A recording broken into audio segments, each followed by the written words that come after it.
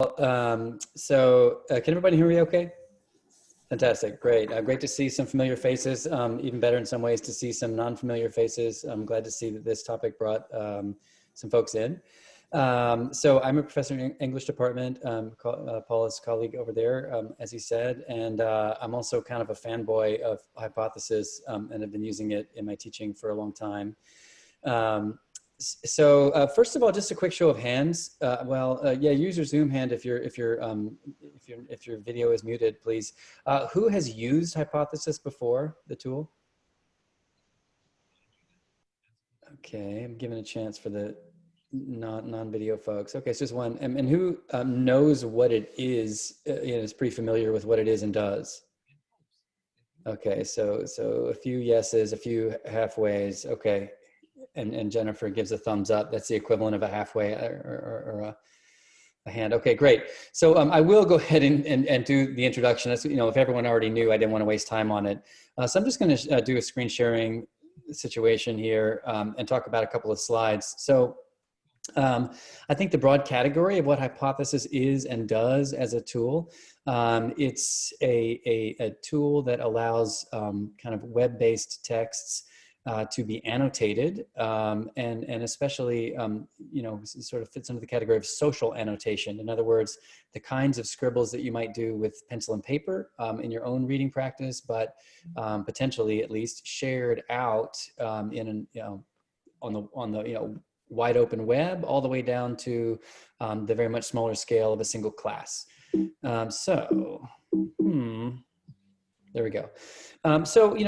What is the problem that the tool Hypothesis is supposed to kind of engage? And I think it's a problem that's very common to the humanities classroom, especially, or really any classroom where you're trying to encourage close analytic reading, interpretive readings of texts. So encouraging more, better, harder modes of reading. For me, it allows you to open up what's often kind of a black box pedagogically, which is what happens when you tell students to go read 30 pages of a text and come back and discuss it. You don't really know what they're doing, whether they're doing the reading, how they're doing the reading, what their questions are, what things they know and don't know. And potentially, at least this tool lets you crack that open a little bit and get a glimpse of their reading practice. I think it also engages sort of the subjective dimension of reading, especially challenging texts with unfamiliar jargon and sort of aesthetic difficulty, et cetera. The anxiety that students inevitably feel that they're the only one that's not getting it. One thing about seeing your peers also read with you and comment with you online, you get a kind of shared feeling of everyone struggling to make meaning or draw connections. Finally, it's a nice way to kind of juice participation, especially, kind of the subset of your students who might be shy or reticent. I have many times noticed that students who are very loath to participate verbally, orally, often very enthusiastic and kind of loudmouths almost in this writerly space of social annotation. So it kind of is nicely compensatory there. So the solution to this potential problem, as I've already kind of tipped my hand, is to think about social annotation. There are a bunch of different approaches, platforms, interfaces that you might use. The reason why I think Hypothesis is a particularly good use, a good tool, is because first, it's free and open. So it's free in both senses, the sense that it's free, it doesn't cost anything to students. Also free in the sense that it's an open source model that is grant funded, does not data mine, does not make the students into the product, the way that Google arguably does, for example. It's very simple to learn and use. It's a very, very minimal interface, as you'll see. And it's quite flexible. So it can work with everything from PDFs all the way up to anything that's published on the web in HTML or Microsoft Word document or whatever. It can even work behind paywalls. So for example, if you link to a resource on Project Muse or something through the library proxy, the tools work as a kind of layer that sits on top of something like that. You also have very good control over how much access readers will have to what students write. So students can use it in a completely private mode, just as if they're scribbling in their own book. You can create a group in your class, or even a subset of your class, a restricted group where only 5 or 10 or 15 people can see the annotations among themselves. Or you can open it up completely to the entire community of users who use Hypothesis if you want. It also is standards-based, and so you know, the Hypothesis team has been working to kind of create a web-based standard that would be shared by them and other organizations. And so I always like to support projects that are emphasizing not a kind of closed proprietary architecture, but I'm trying to think about how to create stuff that everyone can use in a standard way. So what might you use it for? Renee's going to talk to this much more specifically, but I wanted just to give some quick examples. Close reading is a great kind of use case. Here I have the example of a poem, a short poem, where you really want students to dig in and kind of read every comment. As you can see, you can highlight, users can highlight one word, one letter, one section, and then peg an annotation, a comment to that particular moment. So it's very useful for really granular modes of reading.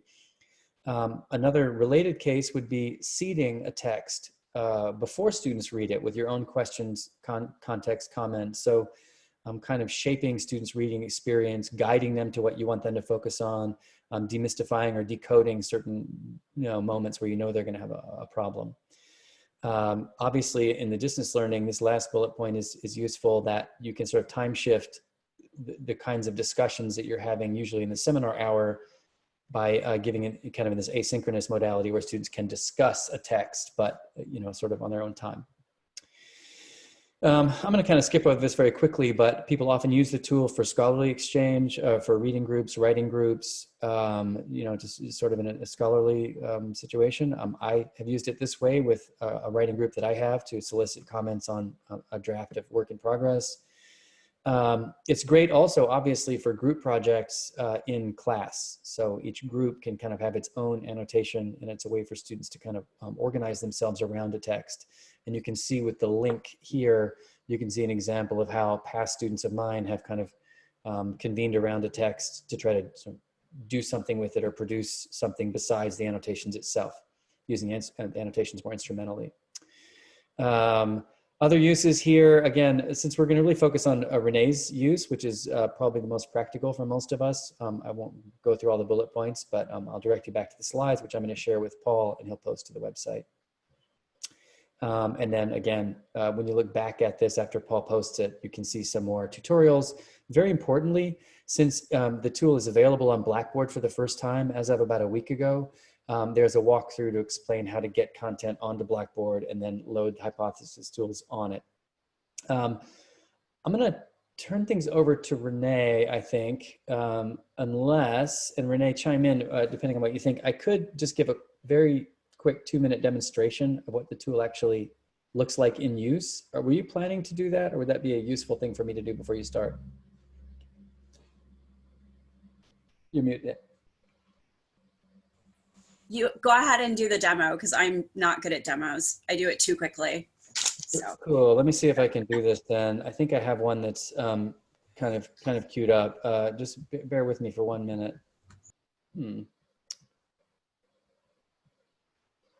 Okay, sorry. Right. So here, my screen sharing it. Let me try that again. Sorry.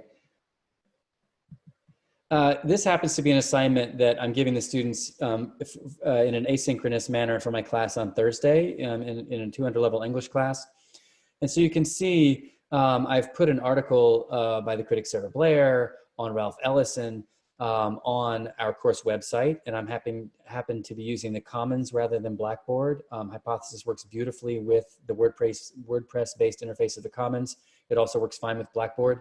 This will give you an idea at any rate of what it would look like. So I have a text here. I have seeded the text. First of all, I've created, and again, Blackboard will help you do this. I've embedded the Hypothesis tools in my text. So that's what this jazz is over here, is the Hypothesis tools. If you click on the arrow, it pops out and you can sort of resize it.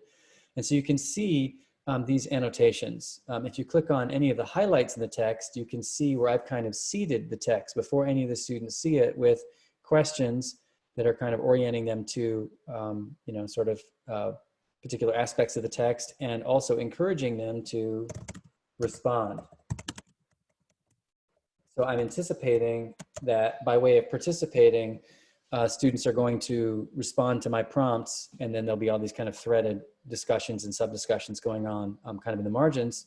I'll also just mention briefly that, you know, especially I think with CUNY students, often, you know, we have sort of just cultural capital issues of, you know, facing jargon or you know, sort of unfamiliar words. And so this just allows us to make text a little bit more user-friendly sometimes for our students, and, you know, sort of give them some handholds along the way, especially with kind of jargon words or words that aren't easy sometimes just to look up in the dictionary. The dictionary sort of doesn't tell you what reification, for example, means and the whole history behind that term, right? So anyway, I'm going to turn it over to Renee now, but I wanted just to give some sense of what the tool looks like and kind of what you can do with it. Renee, I'm just gonna kind of throw you some questions and let you run with it, and then everyone else will get a chance to do a Q&A after I get my special privileged Q&A with Renee. So Renee, how did you hear about Hypothesis in the first place? Can you unmute yourself? I feel so bad. I'm so sorry. I do this to my students all the time. Like, we cannot hear you. So sorry. So I heard, this big shock, I heard about Hypothesis from Jeff. I took a faculty learning group with Jeff and Julie, who's also here today, this summer, and our topic was active learning. And we were tasked with choosing a strategy that we were going to employ this coming semester to encourage active learning. And I thought about the different tools that were kind of at my disposal and on offer. I wanted to try something new, but I wanted to try something fairly simple and easy, like something that just was more of like an add-on than like something entirely new. And you know, I just didn't want a big undertaking. I knew this was going to be a challenging semester going in. So. Great. You know, thinking back to the way I kind of structured the slides with the problem and the solution, I wonder if you thought about things that way, or what problems that the tool kind of helps you to address in the classroom, or what aspects of traditional face-to-face instruction that it allows you to kind of reproduce or translate into this distant space. Yeah. So 3 things really for me. One, like specifically, I just try to think in terms of my own course. Like coming into it, I was like, what problem do I want to address? And a problem that I've noticed, I teach 120 in the fall, and I've noticed that for my final assignment, all 120 students are required to rewrite a paper that they write the first week of class. And then they write a reflection about that revision process. And about half of my students do a pretty good job. The other half have trouble really engaging with the revision assignment. They don't want to, I mean, as you can imagine, it's a busy time. They don't want to go back and reread an article they read the first week of class and then rewrite a paper they wrote the first. It's like, no. So I wanted a tool that would help them re-engage with the text. So when I saw this, I was like, oh, this is great. I can add this assignment to an assignment they already do. They can just, this can be an additional step, like kind of scaffold it in. And then the other 2 things are kind of more global. I like that this solves the problem of, or helps address like the bandwidth inequities that we all deal with. Like this is definitely a lower bandwidth way for students to engage with the text. And then I also liked that, I lost my train of thought. Oh, dealing with screens. Like I come from a background where I learned how to annotate on paper, and this may not be true, but I have some anxiety that when I give students something to read on a screen, they're not going to engage with it to the same degree that they would if I photocopied something. So I like that this kind of gives me the opportunity to let them practice annotation digitally. Thank you, Renee. I'll just add anecdotally, I had a student in a graduate course last week say that he had a phobia or like a hang up about writing in physical books. You know, and that, you know, he always sort of, even if they were his, he sort of felt like he wasn't permitted to kind of mark it up. Maybe it was some like childhood trauma or something, I don't know. But he said that, after using Hypothesis the first time, it was very liberating for him because he could just scroll all over it and he didn't feel like he was, going to get in trouble or doing anything wrong. But it is interesting to think about the similarities and differences between, the sort of marginalia that we've done for centuries and this new technology. Renee, you want to tell us a little bit more about this assignment that you applied the tool to? We'd love it if you'd show us, kind of how you set it up and implemented it. Absolutely. So obviously this is something that is upcoming. So they'll have the final one in December is when they'll revise that paper. But I wanted them to have the opportunity to work with the Hypothesis tool in advance. I didn't want to just spring that like in December. Hey, everyone, let's try something new. So I decided to do 4 of them, and the first 3 would be extra credit. So I will show you, I have posted on Blackboard here. Hang on one sec, I'm going to screen share.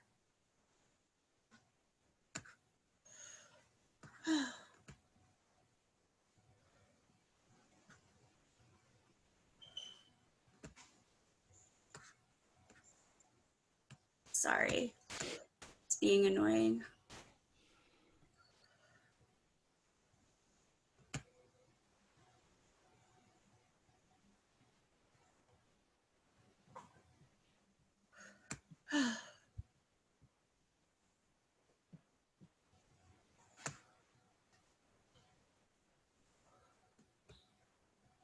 Okay, sorry.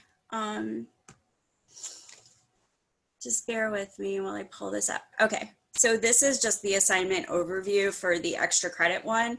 I think that for the final one, I definitely learned a couple things just from doing this simple overview. I definitely need to, rookie mistake, I didn't require that they respond to someone else. So I think that's something I'll add in. But I essentially just gave them a list of kinds of annotations they could make, and then just assigned a point value to those annotations. And most of them have to deal with either looking at some aspect of either the craft of writing academically or research, or some aspect of content, like trying to connect it to ideas that we've discussed in class, other texts, or texts that they've encountered other places. And then let me show you, here's their first one. And they didn't super engage with each other, but I felt like they did a really good job engaging with the text. So I was really pleased. They liked it. They obviously liked having an opportunity to do extra credit. And they also just seemed to, for some reason, they seemed to think they were doing this instead of having to do more formal writing. I never told them that, but but hey, they seem to think that this was like a day off kind of thing. So they were like, we don't have to do a reading response, we get to do this. And I was like, oh yes, see how great I am. But I don't know, do you guys have any questions about how this worked?